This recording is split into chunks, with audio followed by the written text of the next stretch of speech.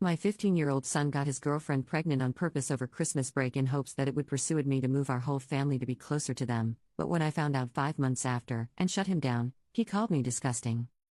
I, 30F, have a child, 15M, we'll call him Ollie, plus other children aged 2, 6, 9 and 11. As you can tell by my own age, I was teen parent. I was lucky and we married at 18, still married, healthy relationship, worked our way out of a very dire situation, graduated, started a trade etc., and we are comfortable, stable in all ways. This information is relevant. Ollie has been friends with this girl, we'll call her Bree, since he was 7 years old. Their family used to live in the same city as us and went to the same school, same friendship group. We know her parents and are long-distance friends ourselves, not close friends but say hello when the kids are on video chat, had drinks together before. Bree's family moved to a very small town 3 states away due to rental affordability. No secret, we all have talked about the rising costs of everyday life. The cost of living in this city has risen, forcing many locals out. They moved because of that and for better job opportunities 18 months ago. Since then, Ollie has been begging for us to follow, giving us a sales pitch on cheaper housing, better paying jobs, none of which fit either of our professions, the whole works. We have said no because, well, no, but even if we wanted to, our other children are in school, sports and have friends here. Selling and buying another house, finding work outside of our skill set or having to learn new skills, any normal adult would understand this, he does not. Well, fast forward to Christmas. Bree's family come back to our city for a holiday and the kids met up multiple times with each other. It was my understanding that they were always with the other kids, but obviously not since Bree is pregnant, and I am certain it was on purpose. He has access to protection. I don't care for opinions on that. My access was restricted and I had him. He has had intercourse education from me, my husband, school. He knows damn well how babies are made and how not to have one. Ollie now wants me to move to be with her and the baby. It's confirmed. I've talked to her parents, and I said no. I don't feel I need a reason, but he asked. You're 15. We don't have any proof at your child yet. I'm not moving us away from our lives and you aren't going alone until you're 18. We will do a DNA test, then we will look at parenting plans and topped it off with a too bad, too sad. You made your bed, now you have to sleep in it. He took that back to Bree and now all communication between me and her parents has been cut. I'm a terrible person. My comments about the DNA test are disgusting and it's fueling my son's hate for me. He says I am keeping him from the love of his life and future baby, using my own successful relationship as proof it will work out. I actually don't even know if I am right or not. I'm just really upset and feel like my life I worked really hard for has been destroyed. Commenter: nobody going to point out both children are manipulative? Obviously the girl was on board and it sure seems like they both kept it under wraps until it couldn't be aborted. Both children are bad actors here. Update 1. She is due September around the 22nd. So no, there is no option for abortion. I don't think that or adoption ever was. Ollie admitted it was on purpose last night. Apparently, it was Bree's idea first as a joke that turned into a plan together. Bree's parents will only pass messages through my son and I have heard this for myself. I stood outside the door and listened to them tell him tell you mother, insert info below, because I know I will just go off on her about that BS still. They are talking bad about me with my kid. They are appalled I would think that way of Bree when I have known her for more than half her life and do not wish to talk to me. I will not allow him to move out there alone.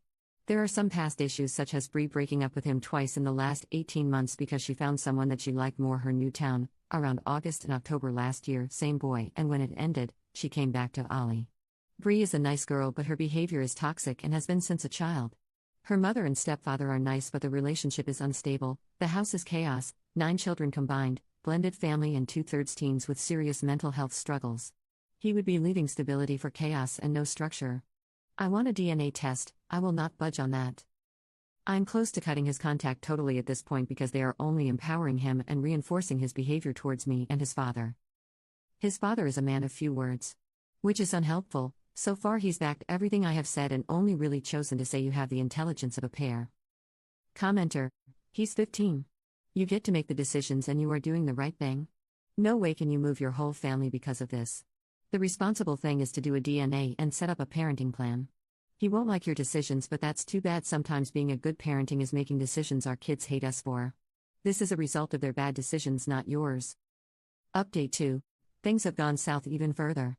At this point, husband and I have been blocked on all social media and numbers blocked, but the communication with Ollie has continued. Ali gave us Bree's parents' email address to send an email to, but before using that, I asked him to video chat Bree with me there, and then I could ask Bree to please get her parents so I can talk to them about this and tell her that if they were going to continue to refuse, then I would be blocking all contact to Ali and communication until this is resolved. I told Ali this before the call. At first, he flipped out about it, but it was this or I cut communication completely. I do think he understood that it is not okay that her parents are speaking to me through minors, and he said himself he would like us to talk to each other. Bree joined the call and hung up when she saw I too was there. Ali called back a few times and she didn't answer. She asked via text why I wanted to talk to her, and Ali told her that I wanted to speak to her mother, and if we didn't resolve the communication issue, then all contact would be ended until her parents made contact with us and we make a plan for the next few months, including DNA and then birth arrangements. Said that if the baby is his, we will travel there for the birth and first few weeks after. He told her that I personally think it probably is his baby, but I want to be sure and make sure everything is done right from the start. Well, Bree blocked him with a reply, and he is totally heartbroken, not eating, sitting in his room all day and night, not mad at me surprisingly, very, very sorry for him and to us, sad about it all, and I think regretful.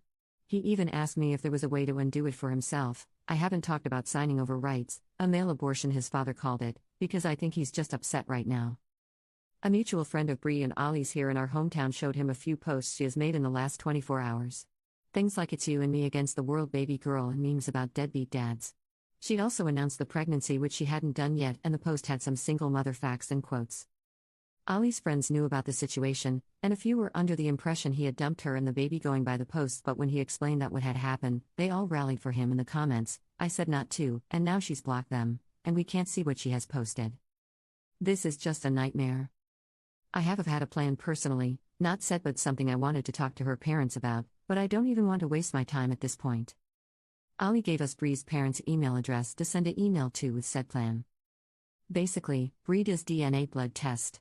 We will pay the full $1,500 for it. If it is his baby, we can book flights and plan to be there for the first month. I'll stay too with Ali, maybe even the whole family, and then we can also work on a parenting plan and getting into mediation for a judge to sign off on it. Ali's father and I spilled for the first 7 months of his life, so we have done this before and we know the process.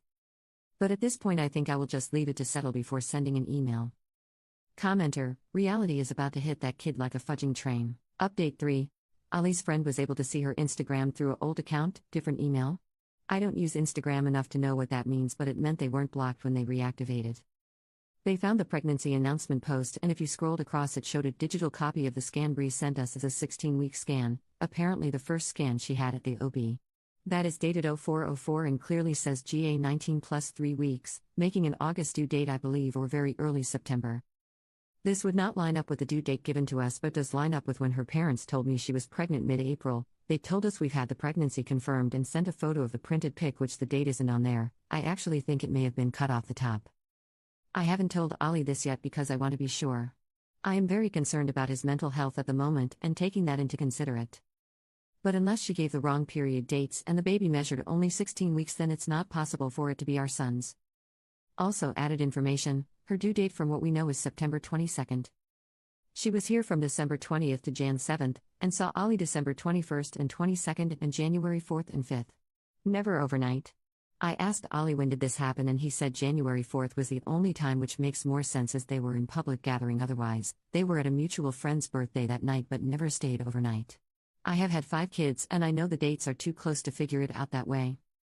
Ali also said that the joke Bree made was to just see if it happens, the pregnancy, because then it's obviously meant to be, and he would be able to move.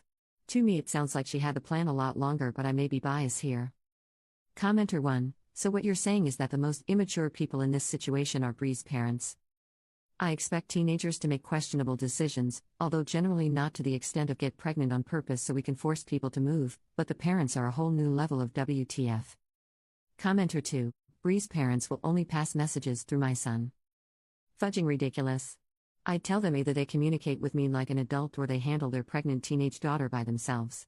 I will not discuss this serious matter by playing telephone with a 15-year-old.